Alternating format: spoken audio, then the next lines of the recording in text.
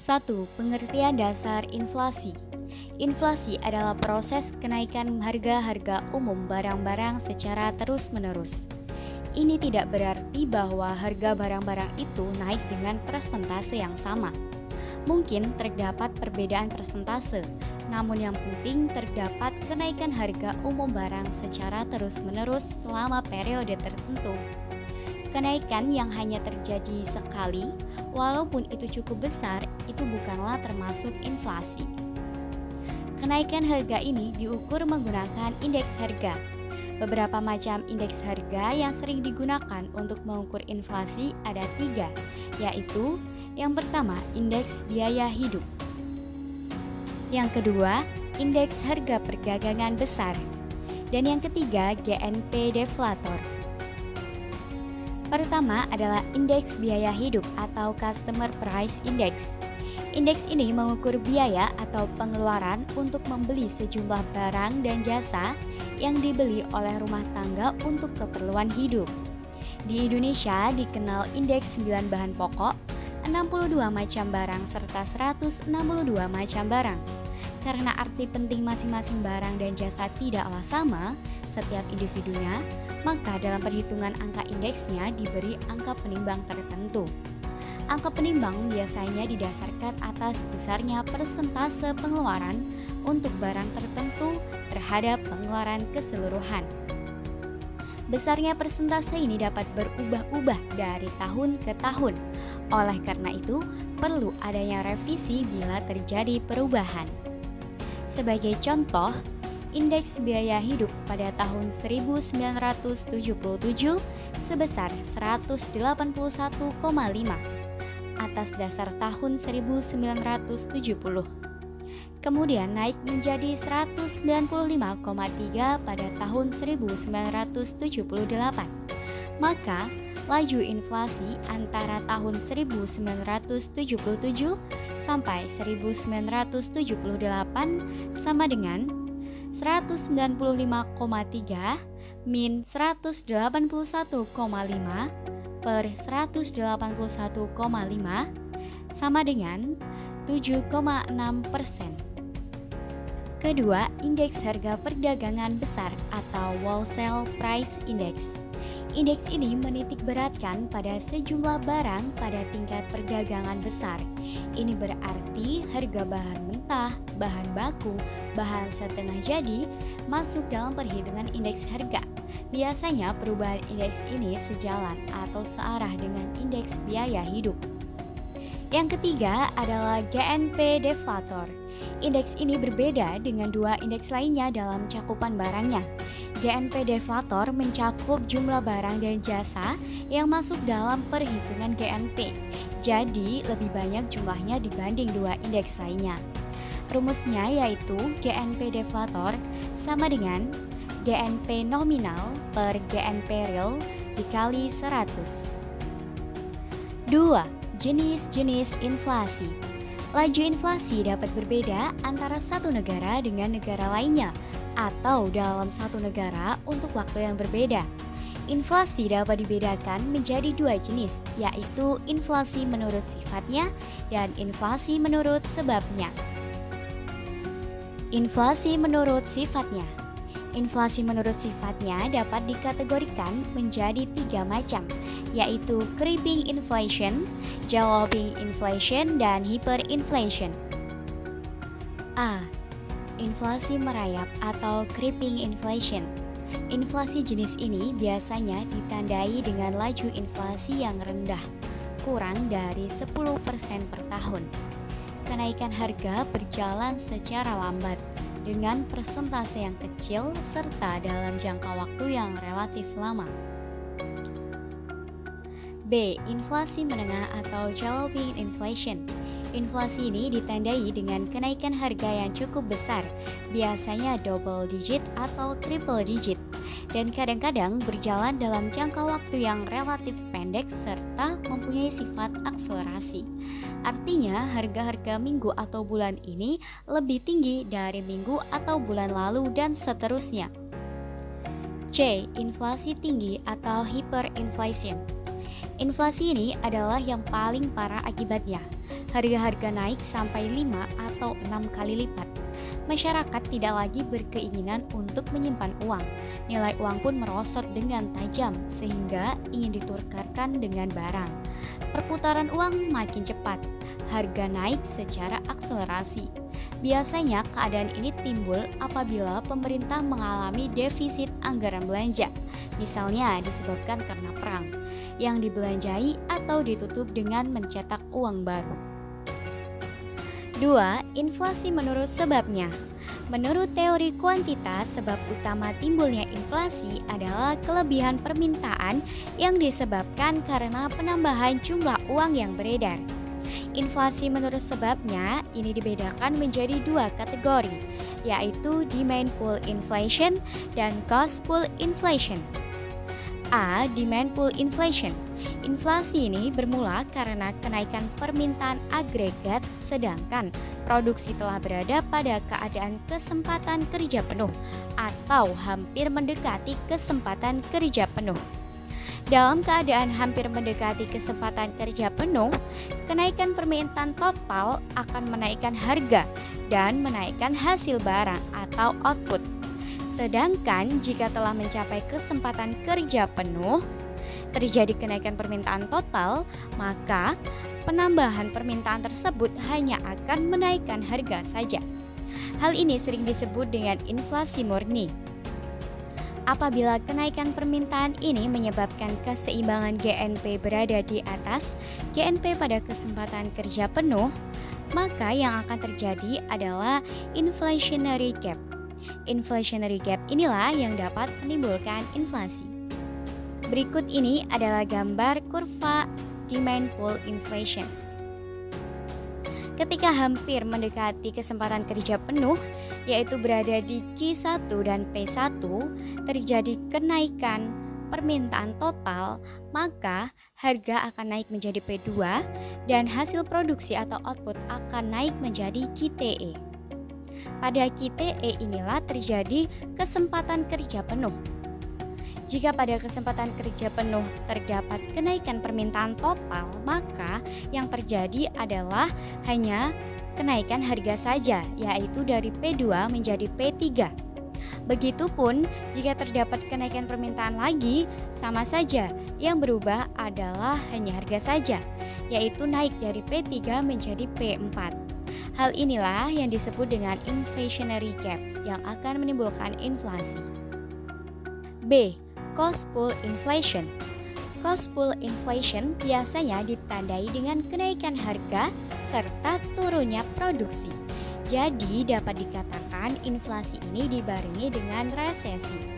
Keadaan ini timbul biasanya dimulai dengan adanya penurunan dalam penawaran total atau aggregate supply sebagai akibat kenaikan biaya produksi. Kenaikan biaya produksi sendiri dapat ditimbulkan karena beberapa faktor, di antaranya perjuangan serikat buruh yang berhasil untuk menuntut kenaikan upah, atau suatu industri yang sifatnya monopolistis sehingga manajer dapat menentukan harga yang lebih tinggi dengan menggunakan kekuasaannya, atau kenaikan harga bahan baku industri. Seperti kasus krisis minyak yang terjadi pada tahun 1972 sampai 1973 yang menyebabkan terjadinya kenaikan harga minyak. Biaya produksi naik, akibatnya timbul stagflasi, yaitu inflasi yang dibarengi dengan stagnasi. Kenaikan biaya produksi pada akhirnya akan menaikkan harga dan turunnya produksi. Jika proses ini terus berlanjut, maka timbullah cost pull inflation. Berikut ini adalah kurva cost pull inflation. 3. Efek inflasi. Inflasi dapat memengaruhi beberapa aspek, di antaranya A. Efek terhadap pendapatan atau equity effect. Inflasi seolah-olah merupakan pajak bagi seseorang dan merupakan subsidi bagi orang lain. Hal ini dikarenakan inflasi dapat merugikan dan dapat menguntungkan seseorang. Pihak yang dirugikan akibat inflasi adalah mereka yang memiliki pendapatan tetap. Misalnya, Seseorang mempunyai pendapatan tetap sebesar 500.000 per tahun, sedangkan laju inflasi sebesar 10%, maka ia akan menderita kerugian, yaitu penurunan pendapatan real sebesar 50.000. Selain itu, orang yang menumpuk kekayaan dalam bentuk uang kas juga akan mengalami kerugian. Selanjutnya mengalami kerugian adalah mereka yang memberikan pinjaman uang dengan bunga yang lebih rendah daripada laju inflasi. Misalnya, dia memberikan pinjaman sebesar 10.000 dengan bunga 10% per tahun, sedangkan laju inflasi adalah 15% per tahun. Maka sebenarnya nilai real pinjamannya akan lebih rendah. Sebaliknya, pihak yang diuntungkan akibat inflasi adalah mereka yang memperoleh kenaikan pendapatan dengan persentase yang lebih besar dari laju inflasi, atau mereka yang mempunyai kekayaan bukan dalam bentuk uang, di mana nilainya naik dengan persentase lebih besar daripada laju inflasi. B. Efek terhadap efisiensi. Dengan adanya inflasi, permintaan akan barang tertentu mengalami kenaikan yang lebih besar dari barang lain, yang kemudian mendorong kenaikan produksi barang tersebut. Kenaikan produksi barang ini pada gilirannya akan merubah pola alokasi faktor produksi yang sudah ada. Memang tidak ada jaminan bahwa alokasi sumber daya produksi lebih efisien dalam keadaan tidak ada inflasi. Namun, kebanyakan ahli ekonomi berpendapat bahwa inflasi memberi dampak tidak efisiennya alokasi faktor produksi. C. Efek terhadap output. Inflasi dapat menyebabkan terjadinya kenaikan produksi. Alasannya karena dalam keadaan inflasi, biasanya kenaikan harga barang mendahului kenaikan upah, sehingga keuntungan pengusaha naik. Ketika keuntungan pengusaha naik, ini akan mendorong kenaikan produksi. Namun, apabila inflasi ini cukup tinggi, yaitu di tahap hyperinflation, dapat mempunyai akibat sebaliknya, yakni penurunan output. Karena dalam keadaan inflasi tinggi, nilai uang real turun secara drastis. Masyarakat cenderung tidak menyukai uang kas. Transaksi lebih mengarah ke barter, yang biasanya diikuti dengan penurunan produksi barang. Dengan demikian dapat disimpulkan tidak ada lagi hubungan langsung antara inflasi dengan output. Intensitas efek inflasi berbeda-beda, tergantung apakah inflasi ini dibarengi dengan kenaikan produksi dan employment atau tidak. Apabila produksi naik, maka kenaikan produksi ini sedikitnya dapat mengerem laju inflasi. Tetapi, apabila ekonomi mendekati full employment, intensitas efek inflasi semakin besar. Inflasi dalam keadaan kesempatan kerja penuh sering disebut sebagai inflasi murni. 4. Cara mencegah inflasi dapat dilakukan dengan menggunakan kebijakan moneter fiskal atau yang menyangkut kenaikan produksi. A. Kebijakan moneter. Beberapa instrumen dalam kebijakan moneter adalah yang pertama, penetapan cadangan minimum. Apabila ketentuan cadangan minimum diturunkan, maka jumlah uang beredar cenderung naik. Dan jika cadangan minimum dinaikkan, jumlah uang beredar akan cenderung turun. Yang kedua adalah politik diskonto.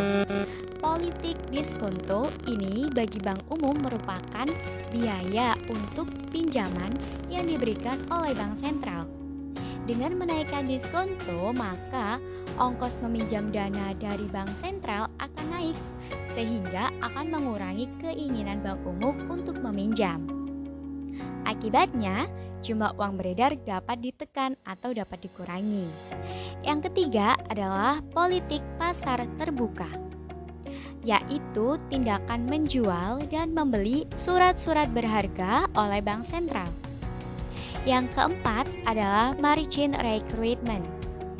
Digunakan untuk membatasi penggunaan kredit dengan tujuan-tujuan pembelian surat berharga yang biasanya bersifat spekulatif. Caranya dengan menetapkan jumlah minimum cash down payment untuk transaksi surat berharga. B. Kebijakan fiskal. Kebijakan fiskal menyangkut pengaturan tentang pengeluaran pemerintah serta perpajakan yang secara langsung dapat memengaruhi permintaan total. Dengan demikian dapat memengaruhi harga. Untuk mengurangi inflasi yang dapat dilakukan adalah mengeluarkan pengeluaran pemerintah dan menaikkan pajak. Ini sering disebut dengan kebijakan fiskal kontraktif, yang mana dapat mengurangi permintaan total. Jika sebaliknya, yaitu menambah pengeluaran pemerintah dan menurunkan pajak, disebut sebagai fiskal ekspansif. Hal ini sering dilakukan jika perekonomian mengalami kelesuan, seperti pada pandemi COVID-19 saat ini. C. Kebijakan yang berkaitan dengan output. Kenaikan output dapat memperkecil laju inflasi. Kenaikan output dapat dicapai misalnya dengan kebijakan penurunan bea masuk, sehingga impor barang cenderung meningkat. Bertambahnya barang di dalam negeri cenderung menurunkan harga. D. Kebijakan penentu harga dan indeksing. Ini dilakukan dengan penentuan ceiling harga atau harga tertinggi, serta mendasarkan pada indeks harga tertentu untuk gaji ataupun upah. Dengan demikian, gaji atau upah secara real tetap. Jika indeks harga naik, maka gaji atau upah juga akan ikut naik. 5. Inflasi dan pengangguran. Ide tentang adanya hubungan antara inflasi dengan pengangguran itu relatif baru, kira-kira pada akhir tahun 1950-an. Secara sistematik, ide ini diperkenalkan oleh A.W. Phillips pada tahun 1958 dari hasil studi lapangan tentang hubungan antara kenaikan tingkat upah dengan pengangguran di Inggris pada tahun 1861 sampai 1957. Dari hasil studi ini, dia memperoleh hubungan negatif antara persentase kenaikan upah dengan pengangguran. Secara grafik, hubungan tersebut tercermin dalam kurva yang sering disebut sebagai kurva Phillips. Sampai akhir tahun 1950-an, masalah pokok kebijaksanaan makroekonomi adalah mencapai secara serentak kestabilan harga serta kesempatan kerja tinggi. Namun, beberapa pemikir pesimis akan hal itu dapat tercapai. Kurva Phillips hadir menjawab keraguan tersebut, yaitu kestabilan harga dan kesempatan kerja tinggi adalah dua hal yang tidak bisa terjadi bersama-sama. Kalau menghendaki kesempatan kerja tinggi, maka harus mau menanggung beban inflasi, atau sebaliknya, harus ada trade-off. Namun, pada pertengahan tahun 1970-an, terdapat krisis minyak yang terjadi di dunia, dan hal ini menimbulkan stagflasi atau stagnasi dan inflasi. Di sini adanya trade-off inflasi dan unemployment dipertanyakan. Kurva Phillips telah bergeser. Dengan kata lain, tidak ada trade-off antara inflasi dengan unemployment. Begitu juga data inflasi dan unemployment di USA selama tahun 1950 sampai 1982 menunjukkan adanya kecenderungan bahwa inflasi dan unemployment kedua-duanya naik, berarti tidak ada trade-off. Setelah dilakukan studi lebih lanjut mengenai hal tersebut, diperolehlah hubungan antara pemikiran rasional dan kurva Phillips, di mana kesimpulannya bahwa dalam jangka panjang, apabila buruh itu secara rasional dapat menyusun perkiraan harga, maka kebijaksanaan moneter dan fiskal tidak akan dapat merubah output, dan dengan demikian juga unemployment. Inilah yang sering disebut sebagai natural rate hypothesis. Apakah hal ini berarti unemployment tidak dapat diperkecil? Menurut hipotesis dapat diperkecil dengan kebijaksanaan yang dapat menimbulkan atau meningkatkan produktivitas, misalnya meningkatkan keterampilan ataupun menambah jumlah faktor produksi yang digunakan.